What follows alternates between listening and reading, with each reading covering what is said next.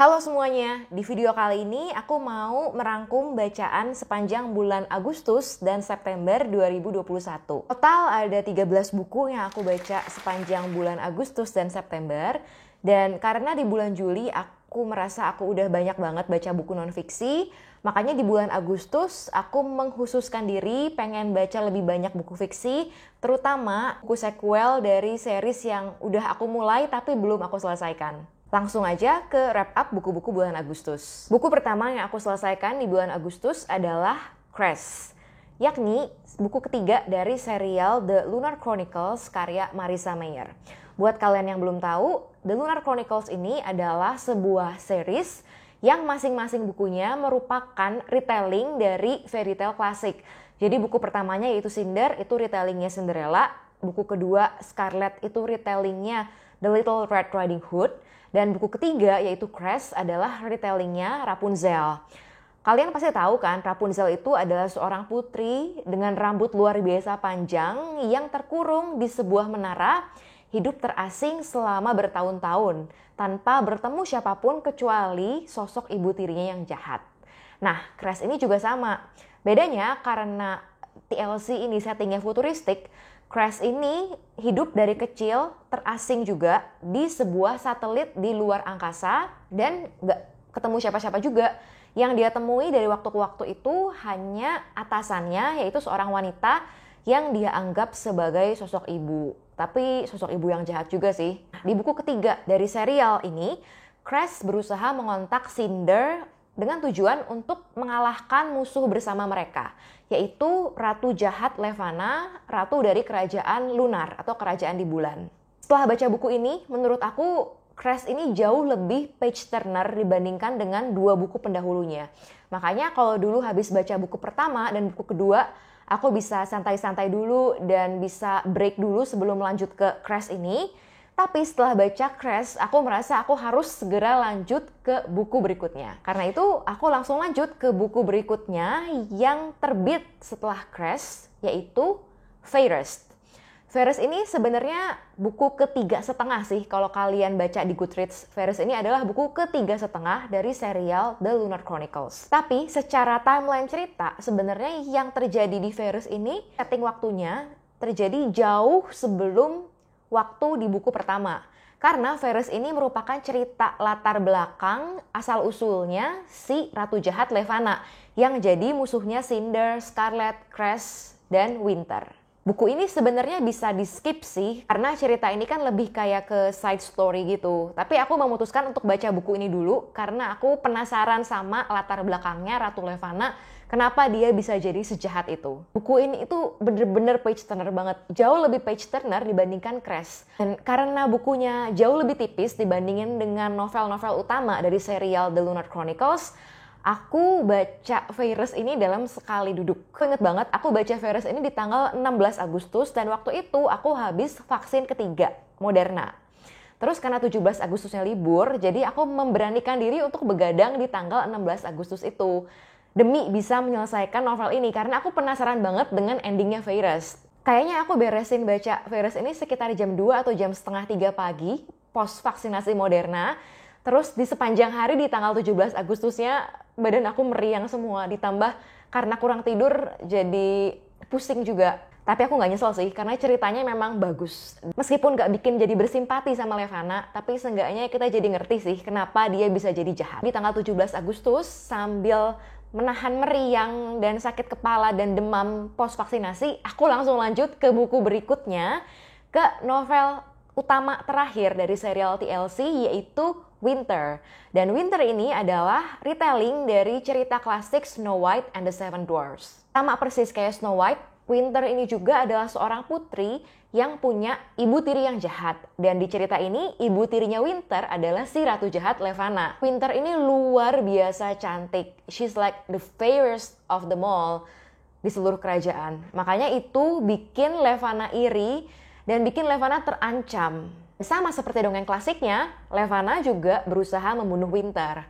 Tapi ya tentu saja gagal dan Winter akhirnya bergabung dengan Cinder dan kawan-kawan untuk menggulingkan tahtanya Levana. Buku ini tebel banget, kayaknya sekitar 900-an halaman, karena selain menceritakan sosok Winter, buku ini juga menceritakan tentang 3 tokoh di buku utama sebelumnya, yaitu Cinder, Scarlet, dan Crash. Makanya bukunya tebel banget. Tapi buku ini juga bener-bener page turner. Lebih page turner lagi dibandingkan Virus. Tapi sayangnya karena tebelnya 900 halaman, jadi nggak mungkin dong aku baca sambil sekali duduk. Tapi aku baca ini dalam beberapa hari sih, kalau aku nggak salah ingat. Nomor 4, Crooked Kingdom, lanjutan dari Six of Crows. Aku pernah bikin video review Six of Crows ini, dan aku di situ bilang kalau aku bener-bener suka sama Six of Crows, dan aku cukup nyesel kenapa aku nggak baca bukunya dari dulu. Crooked Kingdom ini adalah sequel Six of Crows yang aku tunggu-tunggu karena aku merasa endingnya Six of Crows itu sangat menggantung dan menyisakan banyak tanda tanya dan menyisakan rasa penasaran yang besar sekali. Sama seperti pendahulunya, novel ini masih menceritakan Castbreaker dan 5 orang anggota Six of Crows lainnya untuk mendapatkan hadiah uang yang jadi hak mereka setelah mereka berhasil menyelesaikan misi penculikan super sulit. Tapi di buku ini ada hal-hal lain yang bikin kondisi mereka jauh lebih rumit, lebih complicated dibandingkan dengan buku sebelumnya. Dan lagi-lagi di buku kedua duologi ini aku masih terkagum-kagum sama Castbreaker yang kayaknya nggak pernah kehabisan akal, yang kayaknya selalu punya jalan keluar dalam menghadapi segala sesuatu. Sayangnya di buku ini ada kematian salah satu tokoh yang sempat bikin aku cukup patah hati. Tapi secara keseluruhan menurut aku duologi Six of Crows berakhir dengan cukup happy di buku keduanya ini, di Crooked Kingdom. Buku kelima adalah ini, Klub Dalam Swalayan. Ini buku fisik pertama yang aku baca di bulan Agustus, dan aku baca ini karena ikutan baca barengan sofa literasi yang diadakan oleh Kak Aya Sofia.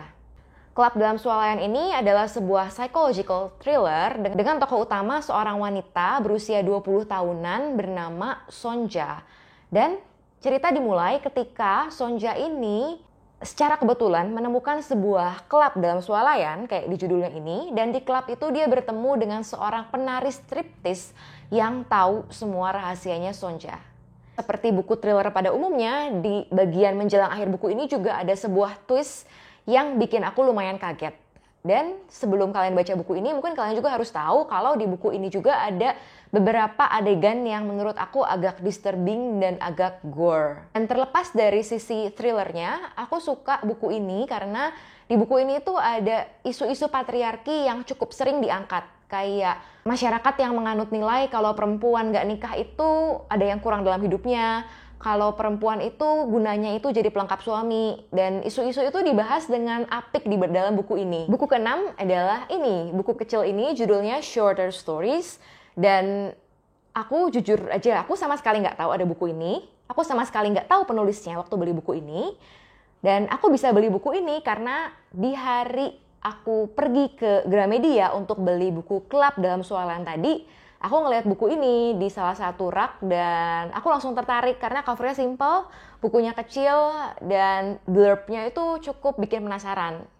When days are too short and short stories are too long, shorter stories are just enough. Dan setelah aku buka bukunya, jadi memang betul ini tuh ceritanya pendek banget, kayak satu halaman itu berisi satu cerita, dan satu cerita itu hanya berisi satu kalimat.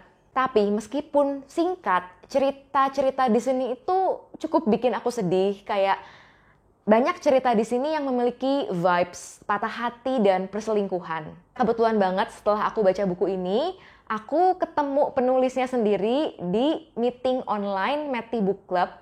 Dan terus akhirnya aku malah mewakili Meti Book Club untuk bikin sesi Instagram Live bareng sama Vini alias Firnita, penulisnya Shorter Stories. Buku nomor 7 adalah Be With You, buku keluaran penerbit Haru. Buku ini adalah sebuah buku magical realism yang mengisahkan tentang seorang duda bernama Takumi, duda satu anak. Jadi dia ini baru aja ditinggal pergi oleh istrinya yang meninggal sekitar setahunan sebelum event di buku ini dimulai. Tapi suatu hari tiba-tiba istrinya itu datang kembali. Meskipun novel ini mengisahkan tentang seseorang yang kembali dari kematian, kalian jangan membayangkan hal-hal yang ngeri kayak zombie gitu.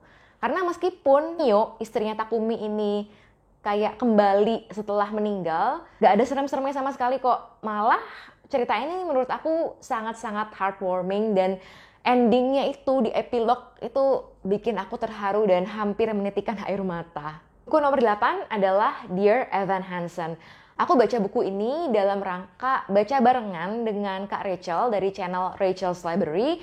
Dan waktu itu kami sempat ngadain acara diskusi buku ini live di YouTube channel aku. Dear Evan Hansen ini adalah sebuah novel yang adult yang diadaptasi dari musikal Broadway. Aku pernah bikin video review khususnya di sini.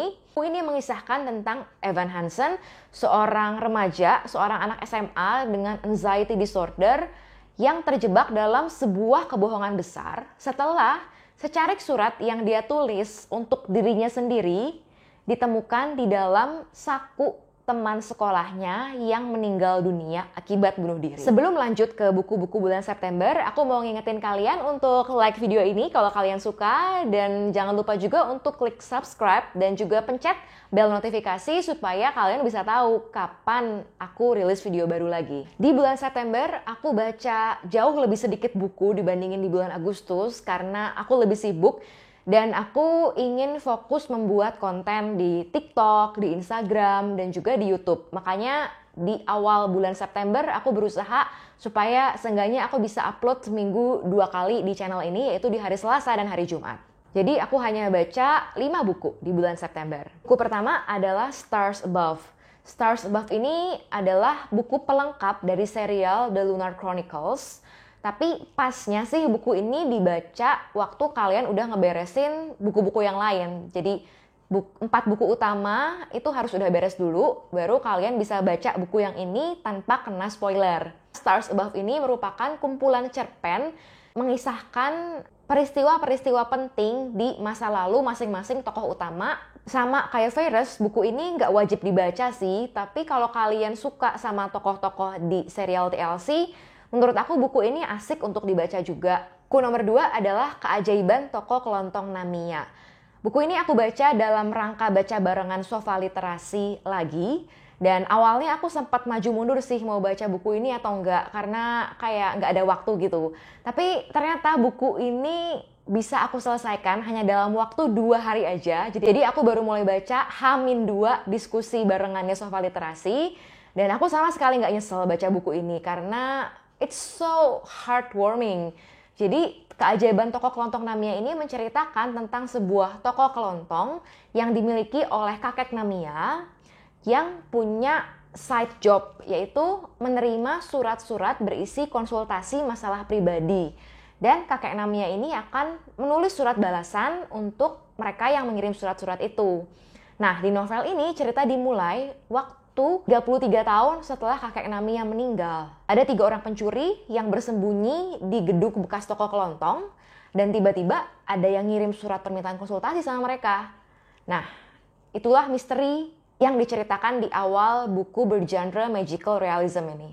Bukunya heartwarming banget, dan aku jamin kalau kalian baca ini, kalian gak akan nyesel. Buku ketiga adalah Saha Mansion. Aku udah bikin video reviewnya di sini, tapi aku mau cerita singkat lagi. Jadi Saha Mansion ini adalah buku yang aku baca dalam rangka baca barengan dengan Kak Rachel. Dan kami bakal mengadakan diskusi barengan buku ini bersifat non-spoiler di channelnya Kak Rachel besok, tanggal 2 Oktober. Dan ada giveaway juga di live discussion kali ini. Jadi kalau kalian mau ikutan, langsung aja ke channelnya Kak Rachel. Tanggal 2 Oktober jam 8 malam. Saha Mansion ini adalah novel distopia yang bersetting di sebuah negara yang hanya memiliki satu kota bernama Town. Dan di Town ini penduduknya itu dibagi jadi kasta-kasta, di mana kasta yang paling rendah itu disebut sebagai Saha, dan mereka yang berstatus Saha ini tinggal di sebuah gedung tua yang kumuh bernama Saha Mansion. Dan novel ini menceritakan tentang kehidupan penghuni Saha Mansion. Buku keempat adalah ini, Jelajah Jiwa Hapus Stigma, yang ditulis oleh Dr. Nova Rianti Yusuf, seorang psikiater. Aku baca buku ini awalnya karena Dr. Nova adalah guest host di acara Meti Book Club di bulan September. Buku ini merupakan autopsi psikologis dua orang pelukis yang melakukan tindakan bunuh diri. Jadi di sini Dr. Nova itu mewawancara orang-orang terdekat dari dua pelukis yang bunuh diri itu. Itu baca buku ini aku bisa ngerasain sih gimana ribetnya, gimana susahnya mengumpulkan data dari orang-orang banyak itu untuk disimpulkan di satu buku ini. Bukunya lumayan besar, bongsor ukurannya dan cukup tebal juga. Tulisannya juga lumayan kecil-kecil, tapi menurut aku terlepas dari beberapa istilah kedokteran di dalamnya, buku ini bahasanya cukup enak dimengerti. Baca buku ini juga bikin aku teringat masa-masa kuliah dulu, terutama waktu lagi blok jiwa atau blok psikiatri. And somehow it feels comfortable. Buku kelima adalah Howl's Moving Castle. Dulu aku taunya Howl's Moving Castle itu adalah sebuah anime garapan Ghibli Studio. Tapi ternyata aku baru tahu kalau anime itu diangkat dari buku berjudul sama, Howl's Moving Castle. Dan karena aku belum pernah nonton animenya sama sekali, karena aku juga penasaran sama ceritanya, dan banyak yang bilang cerita di animenya itu bagus, makanya aku memutuskan untuk baca Howl's Moving Castle ini. Tokoh utama di buku ini adalah seorang gadis bernama Sophie Hatter, yang karena suatu hal dia dikutuk oleh seorang penyihir wanita, menjadi seorang wanita tua, jadi nenek-nenek. Dan Sophie ini memutuskan untuk mencari pertolongan ke seorang penyihir yang terkenal di daerahnya yang bernama Howl. Dan si Howl ini tinggal di sebuah kastil yang bisa berpindah-pindah, yang bisa bergerak kemana-mana. Makanya judulnya Howl's Moving Castle. Cerita ini masih termasuk cerita middle grade menurut aku, dengan bahasa yang cukup gampang dimengerti sih bahasa Inggrisnya. Bukunya lucu, ringan, dan menghibur. Jadi kalau kalian lagi penat sama hidup sehari-hari, buku ini bisa jadi pilihan untuk menemani hari kalian. Dan kalau kalian pengen tahu books wrap up aku di bulan-bulan sebelumnya, kalian nanti bisa cek di sini. Okay, that's all for today. See you in my next videos. Bye-bye!